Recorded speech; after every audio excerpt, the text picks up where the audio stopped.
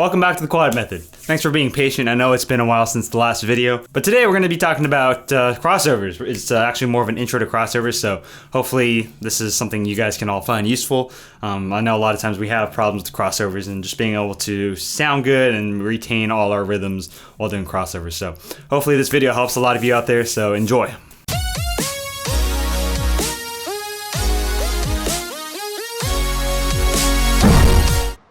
So for those of you that don't really know what crossovers are, it's when we cross our sticks, whether it's right over left or left over right. And sometimes it's for a melodic thing where we're trying to create a certain melody. And sometimes it's just visual flavor. But in any case, you know, I think it's fun. It definitely expands your ability to play different things, different ways. You know, you could play 8/8-16 a million different ways without crossovers, and when you add the ability to do crossovers, now you have another 3 million ways to play it. Just make sure you take all this with a grain of salt, because the one biggest factor that goes into crossovers is your physique. Some people with longer arms don't need to cross over as much, while people with shorter arms definitely need to cross over more. Some people with shorter arms definitely are going to be creeping up here, because the drum size are relatively the same regardless of your height.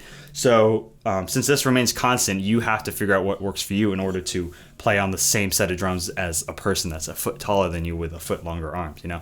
So just make sure you're taking this information and making it work for you. So when you're crossing over one drum, I like to do stick on stick, whether it's right over left or left over right. I like to keep it right, you know, slightly above my fulcrum, but I like to keep the distance between my sticks as minimal as possible. But basically I like doing this because I don't have to move so far to get my sticks to cross over. You know, when you're crossing over, trying to get to just one drum over, you really shouldn't have to move super far. And the further up you creep to cross over, the more distance you're gonna have to cover, or you're gonna have to start tweaking your wrists and start doing stuff like this, which you definitely don't want to do. So it's better to keep it stick on stick when possible. And these are probably the more common types of crossovers you're going to see. For example, if you're playing paradiddles or just singles, stuff like that, you want to keep that stick over stick. That's just kind of the basic way to cross over. Second type of crossover is when you're crossing over two drums or across three drums. Sorry, I like to do wrist on wrist. Doing it wrist on wrist rather than like hand on hand. This gives me the ability to turn my wrists up even from this crossover position without having anything impede my ability to do so.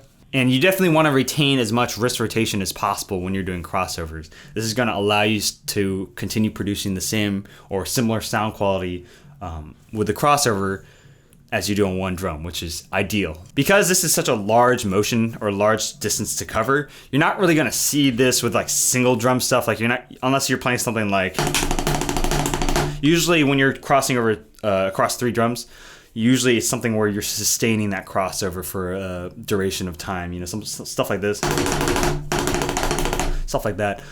That's when you'll see this happen, and that's when you want to keep wrist over wrist, because this allows you to turn your wrist up without anything blocking it. The only adverse effect to this is that you can't really use any elbow to like lift so much unless you lift your top hand. You can't lift your left hand or your bottom hand, so you need to be able to retain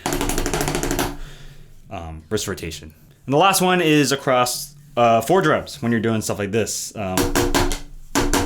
You won't see, I guess, sort of like the previous pattern, you won't see this so often with single drum just attacks, because the motion is just so large. You'll see this in like crossovers or sustained drum 4 stuff. Unless you're doing like suicides across the outside drums, in which case, yeah, you will be kind of moving back and forth.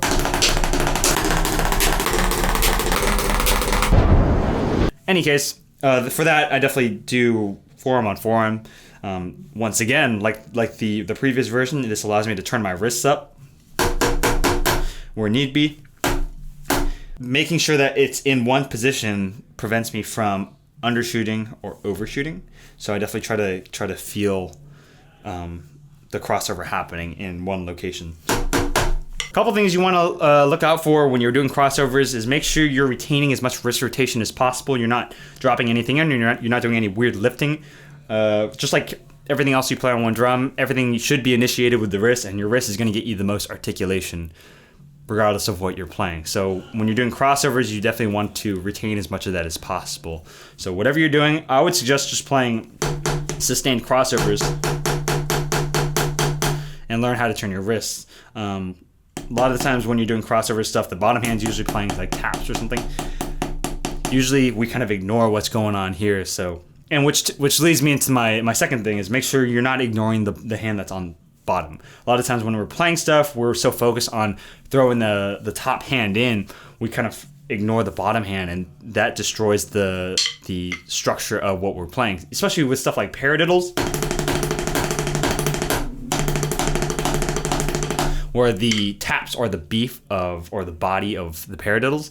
If we don't take care of the low end stuff, the accents are really not going to mean very much because we're destroying the structure of the paradiddle. So make sure you're giving enough attention to the hand that's on bottom or the low end stuff, so that the integrity of the rhythm is still maintained. And I guess one more thing I'll add is make sure you're not over crossing. A big habit is for people to kind of toss their stick in, so they don't really try to place the crossover. They just kind of throw it in and try to get it in on time. And it's just going to make your whole life a whole lot easier when it comes to all the faster stuff, or when you're playing, crossovers, scrapes, and stuff like that. It's just going to be so much easier to move around the drums if you're not using any excess motion to get that note across. Cool, I hope that helps. I feel like that I covered most of the basic stuff. I feel like that's very universal for everybody. So once again, make sure you're not copying the exact way I do it. This is more information for you to help you develop your own personal ways or personal approach to crossing over. Thanks for watching. If you like what you see, subscribe, and I will see you next time.